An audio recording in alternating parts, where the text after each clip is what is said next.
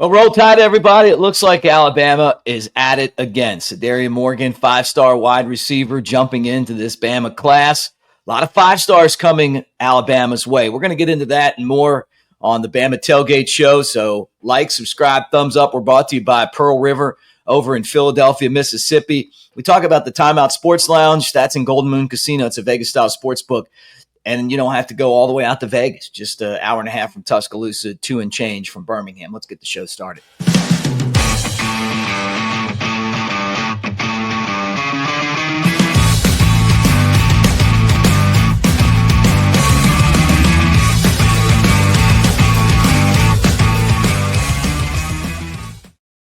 What do you say, everybody? There he is. Shank, I'm Mick. Great to see you guys on the show today. Lots to get into today, Shank. I feel really good about the momentum that Alabama's recruiting is starting to show. And it's like every day now somebody's coming to Tuscaloosa. And today was 5-star wide receiver Cedaria Morgan, one of the top 15 players in the entire country. Hey, man, that's big time. That's big time. And you know how recruiting goes, man. You got to play the long game. You can't be in it for that instant gratification, right? I know everybody wants the big time commits right away, but when you're talking about a player as good as he is, man, it takes time. It's a big decision to be made, especially in the nature of things. You got to look at the business aspect, and you got to look at the player aspect of it also. And so you got to hold on tight to your britches, man, because things can change overnight, as we've seen. Right? It's been it was a fun June for us. Got some big time commits, and July's here, and I'm excited to see what we got going, man. Yeah, same here. 6'4", 220 pounds. Auburn was after him heavy. Florida, Georgia, Clemson, Colorado. You know, everybody really wanted this guy because he's so dynamic as a wide receiver. Yeah, but he has to have his eyes open on the things that QB room at Bama's doing. Mm-hmm. Like he has to see it, right? You got Keelan Russell, you got some big time commits coming in as well. As a receiver, you want a guy to get the ball to you. Bama got him. Come holler at us, man. Yeah, let me ask you. You bring up something like a great point. If you're a wide receiver, the quarterback that's coming in matters a lot, right? I mean, you talk about Auburn, and it's like, hey, you don't have the stability at that position that Alabama's established over the years, right? And it's not just Keelan Russell and Austin Mack and Ty Simpson.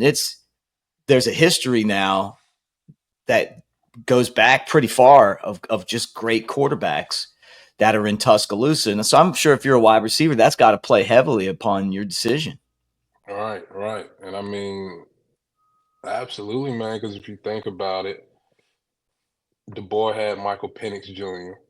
And when Grubb and DeBoer had that type of QB play, it was absolutely dynamic offense at Washington, right? It's just like airing it out, it's getting all over the field. Run game was still effective. It was a beautiful offense to be a part of. And now you look at a place like Alabama, DeBoer finally gets his guy in Grubb. I think we're going to see more of that dynamic going into this season, right? And so if you're a receiver, you got to be paying attention to that. You know, they went from sports cars to super sports cars. You know, it's just like they got all the toys to play with now. So you absolutely know that offense is going to be dynamic this year. And I'm knowing he's looking around, seeing all these big time guys, and understanding that this is the place for him. Because a kid of that caliber, man, you got to be around other dudes to improve, to develop. That's how you get better. You know, you can't be big fish in a small pond, which I think you would be at a place like Auburn. And when's the last time they had a good quarterback? Nick Yeah. Marshall. No, Actually, no disrespect. I give Bo Nix was pretty good during his time there. Yeah. As much as I hate Bo Nix, he was pretty good. They ran him off, Mr. Right, Auburn. right. And so, you know, you take stuff like that into consideration, man. And I think he sees what's going on at Bama, and he's one parts of that. Jamarcus Shepard's doing great work as the wide receiver coach. You saw all those guys transfer out at the end of last year, and then the football show came on. The Tide that binds, and he's in the wide receiver room and yelling at those guys for not paying attention. And, you could just tell that there was a disconnect between the receivers that he had and kind of what he wanted. You look at this class now, and Alabama has three wide receivers in it, and they're different wide receivers. Brian Williams Jr., who committed yesterday, they say he's kind of like a developing Julio Jones type, right?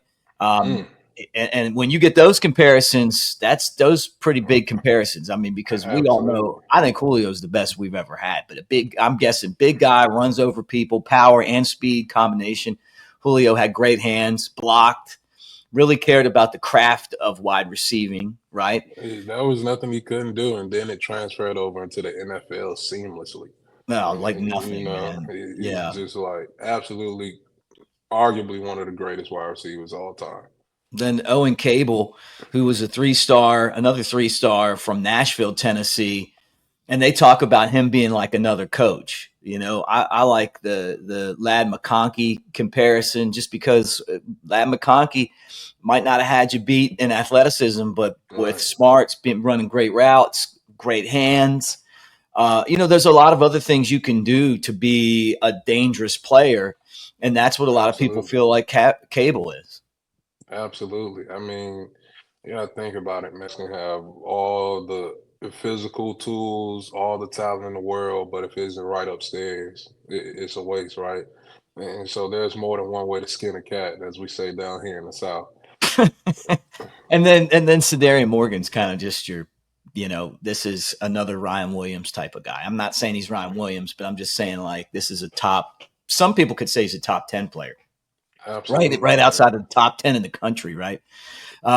Just an amazing talent, and it's not just what he brings to the football field and how he can be a game changer and the speed and the size and all of that stuff. It's also DeBoer and his staff again, uh, proving that they can recruit in the state of Alabama. So this is a transition from where we were last year, where it was a real struggle in the state, but they did fine nationally.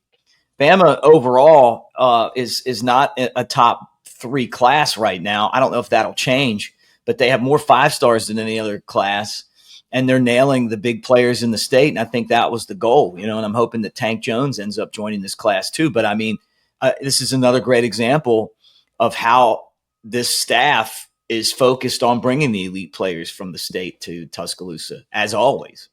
Absolutely. And I mean, honestly, I wouldn't look too much into overall recruiting rankings for us right now because I feel like they're still trying to build a team around what they see. They're still trying to build their vision. And so it's looking right for them. We're bringing in the right guys. We're going quality over quantity at the moment. And I'm perfectly fine with that because at the end of the day, you need big time guys to win games in this conference. And I think they're chasing those guys. And like I said, they're building those rooms position by position, player by player, how they see fit, what fits their system. And I'm perfectly fine with that, man. And so, like I said, it isn't a game of instant gratification. You got to play the long game. You got to be patient. But if you start to piece things together and look around, they're building something to continue our offense on the path that it was. We're getting explosive receivers. We're getting guys in the running back room. Like I said, the quarterback room is doing great things. We're getting guys on the defensive side to be a part of that swarm defense, guys that can run. And so they're recruiting to put the type of bodies that they're looking for in those spots. Well, they're also looking for guys that fit their personality too, right? They keep saying Absolutely. we want people that want to be here as much as we want them to be here. As a former player, what does that mean to you? Hey man, that means a lot because, like I said, the nature of the game now is NIL heavy. Everybody's taking the biggest check now, but at the end of the day, you got to have a team of guys that want to be in the building together, that see the bigger picture, that want to be a part of something bigger than themselves. Uh, because that's what pushes the hunger. That's what makes guys want it more. And you need that team chemistry. You can pay to have all the guys on the team in the world, but if those guys aren't cohesive and can't play football 11 on offense, 11 on defense at any given time, it's a waste, right? And so I love what they're doing because we got to keep the standard going. We got to keep, you know, we got to keep that brotherhood alive. It can't just be pay for play guys coming in and out. I think Bama's heavy on tradition, and bringing guys like that in pushes that tradition forward. Well, I think a lot of good things are happening in Tuscaloosa, and it also shows to me too. You go through those 4 big recruiting weekends, right? And Alabama was like 5 guys, 6 guys for a while, right? Now all of a sudden you Right, turn around and this recruiting class is starting to fill out, right? 17 total, 4 or 5 stars, 7 4 stars, 6 3 stars. I've kind of said with the NIL money, you might kind of be like, hey, let's get the super elite guys and then let's get the developmental guys, right? The developmental guys are going to cost you less. The super elite guys, the 5 star guys are going to cost you more, but you expect them to be able to go in and contribute to your team immediately whereas other guys, you're developing them to get to that point. The only thing I worry about with the developmental guys is the transfer portal. yeah, You go in, you put this right, investment in these guys, and then they roll out on you after 1 year. But at the same time, I almost feel like that's kind of the strategy for Alabama right now because you do have to manage the NIL funds that you have, or even the profit sharing funds. I mean, NIL is supposed to eventually move back to being that name, image, and likeness, right? It's supposed to go through a right. clearinghouse eventually. We'll see if that happens, but you do need to manage the funds that you do have. Right. And so it feels like to me, and I could be totally wrong, but it feels like to me the strategy's like just like that. Let's get the most elite guys we can get. We'll pay them, and then let's get some developmental guys that fit our system, people that we like, that we think are going to grow in, and then maybe you lose a little bit of the middle ground, right? Like, but at the same time, you kind of have this and this going.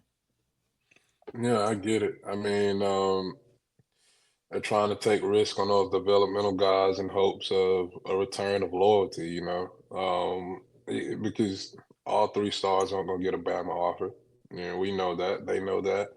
And so that opportunity inspires kids, man, and it builds that sense of loyalty within them. When somebody takes a chance on you, they stick with you, and they help you reach your potential. And so that resonates with a lot of guys, and so hopefully they see a high return on that because at the end of the day, that's what it's about, man. Football isn't uh build a team out of already ready guys. It's never been that. It's always been about building the team as you go, developing guys, getting guys better at spots. Um, even if some guys aren't ready, they get thrown into the fire and they become ready over time, experience on the go. And so I like the model they're putting together, man, because it is tough. It's going to be tough with NIL, but you got to find a way to make it work for you. And I think a place like Bama, we have that name, we have that backing. And so guys are still willing to buy into that. That's something that started with Coach Saban, and then it's continued under Coach DeBoer. And then as far as recruiting goes, Nolan Wilson's going to announce tomorrow, and Andrew Bone, our buddy, and those guys think he's going to go to Bama. And then Jaira Edwards from my home state of Maryland, a 5-star, is going to announce on the 5th.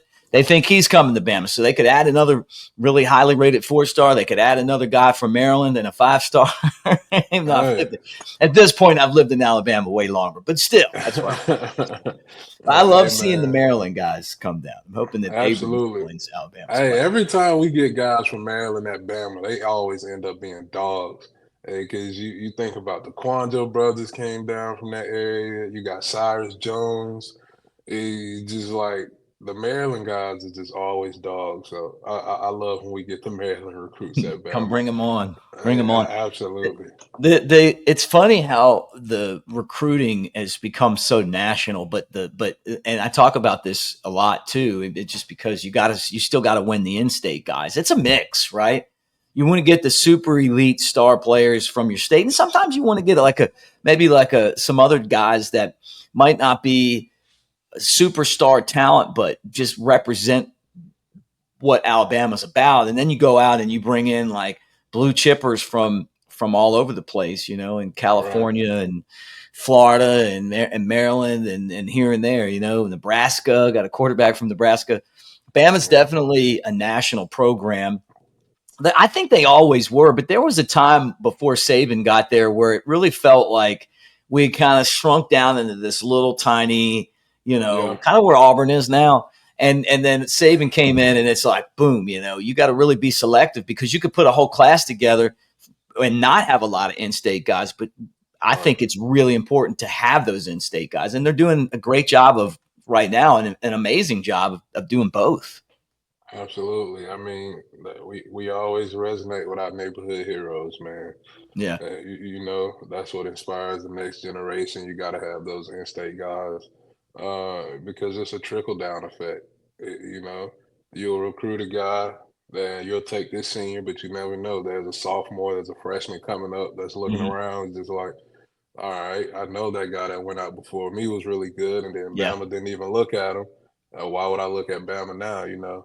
They don't want us, and so you got to keep those in-state guys, man. It means a lot. Like I said, football is a lifestyle in this state, and people take this shit serious. Yeah, they do. And so you got to be rooted in our communities. You got to resonate with our state.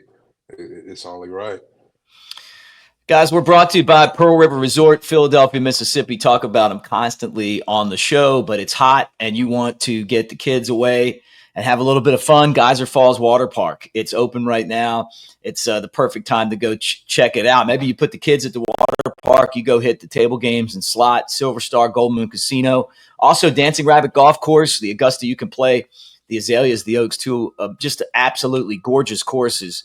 They are Augusta quality, and you don't have to have a membership. So find out more. Pearl River Resort. We appreciate them for being part of what we do and talk about here on a daily basis, right? All right, 3 Bama football players earn preseason All-American honors. You got no surprise here. Hollywood, sophomore wide receiver Ryan Williams, junior tackle Caden Proctor, both first No, team All-Americans. no. Um, Williams, of course, from Lower Alabama, Saraland High School, was 17 years old last year, remember? 48 catches, How could I 865 forget? yards, 8 touchdowns. He had 1 touchdown stolen by awful officiating, too, on top of that. Proctor was great, big guy. They feel like Proctor's going to eventually be a superstar. We'll find out if that's the case. And then Tim Keenan is a second team All American, right? So you got 3 guys that are getting preseason honors. Nice, nice. And I mean, all those guys are deserving. I'm honestly surprised we don't have more. Yeah, Because you think about guys like LT Overton could easily have those yeah, honors. I think he's gonna come in and have a big year. We got Robinson coming back, right? yep, I, I'm shocked that he's not on that list. I think he's due for a huge year. And the list could go on, honestly, but the guys that are listed hugely deserve it. But I think when it's all said and done, we'll have a few more guys on that list at the end of the season because I'm expecting big things from our guys this year, man. I can't lie. I'm like, I gave them a year of grace, but we got to make it happen this year. yeah. Now it's time, huh? So what? Yeah, So you were famous last year. Mark Heim, our guy from AL.com. I like Mark. You like Mark. He wrote in there that you said 8-4, right? That people yeah, were like, but their heads were blowing off. Like, and you yeah. said 8-4 would be a good season, taking over for Nick Saban, taking over, and you were Mm. pretty close. What's Hey, this man. year's prediction? We got to touch the playoffs this year. It's like I think we're on a playoff run this year. I won't say, you know what, fuck it, we're winning it all this year. I think we go all the way. I think we go all the way. Just Look at because, that man, confidence. yeah, just why not? Why not? Why not? Like, what do I get for playing it safe? He's saying we're just gonna, make a little playoff run and figure it out on year 3. I think we go all the way, and here's why: because that was the first time that a Bama team tasted that type of disappointment in a season, Right. right? They didn't like You that taste. They didn't. You don't win 10 games. You lose to Vanderbilt. You lose to Tennessee. You lose to Oklahoma. these are very bad losses, right? Mm-hmm. And I think now there are some guys that are out of the way, you know. Mm-hmm. They're out of the way. I think this team is more cohesive now. Um, and I think it's a new era of kids leading, man. And I think they're buying into it now because they understand that the standard isn't just given. It doesn't just happen overnight, right? And they've tasted what real criticism feel like, Oh yeah.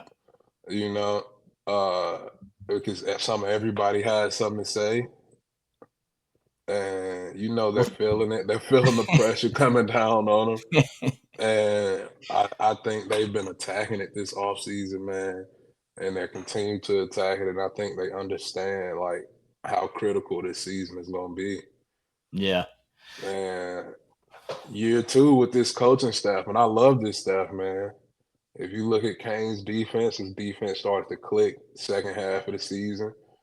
And I think we get things turned around offensively. We'll complement each other well on both sides of the ball. And I see us going to that Natty this year, man. I'm I feeling it, love man. that. I love that. I think that's where we ought to leave this show today. Absolutely. 5-star show, 5-star prospect, 5-star prediction from Shank. Hey, All the way. when we Put that in the win, paper, Mark. when we win, hey, I'm coming back. We're gonna clip this.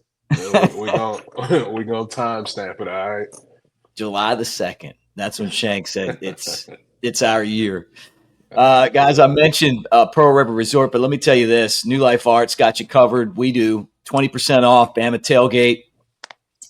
All the great Alabama memories that Daniel A. Moore has put on fine art, and I love it. We all love it. 20% off. NewLifeArt.com. Use the promo code Bama Tailgate when you do that. So many great football memories, of Alabama winning big games. Even last year, Ryan Williams has his own print. Use it. 20% off, and pimp out your man cave. That's what I did. Obviously, I'm in a hotel right now, but I miss those pictures. They need some Daniel Moores in here. I know which one Shank's getting, by the way. They told me yesterday. You're going to get the finish with Kenyon Drake. Nice. Yeah, nice. for right behind you, because that's in the works right now. My boy Drake. Yeah, it's going to look great. You remember that moment, don't you? What were you doing when Kenyon took it to the house? Is that when you realized we were going to win it? No, not yet. That was a tough game. I can't lie. I can't lie. That was a tough game, but I was just out of my body, dog. I was That's what Coker said. I was completely out of my body. That was a hard game to stay locked into, dog. It was just so much happening, so much going on. But shit, we made it happen. Yeah, you did. It's cemented in history. Yep. I love it. Yep. I was there to watch. It did happen. Pearl River Resort, Timeout Sports Lounge. You got some great shows coming up this summer. They always have them at Pearl River Resort. Jeff Dunham, the comedian's going to be there. They've got music acts. They've got live bands constantly playing. Weekends are awesome at Pearl River. Short drive, hour and a half from Tuscaloosa, 2 and change from Birmingham. Hit the sports book, table games, and the best slots you're going to find in the entire South. And again, you don't have to go all the way out to Vegas to get that experience. So your home away from home is Pearl River Resort. They got everything you need. Thank you, Shank. That was awesome. Alabama with some momentum, and hopefully that momentum continues when we do the next show, everybody. And we will do another show coming up later this week. Roll Tide. Roll Tide.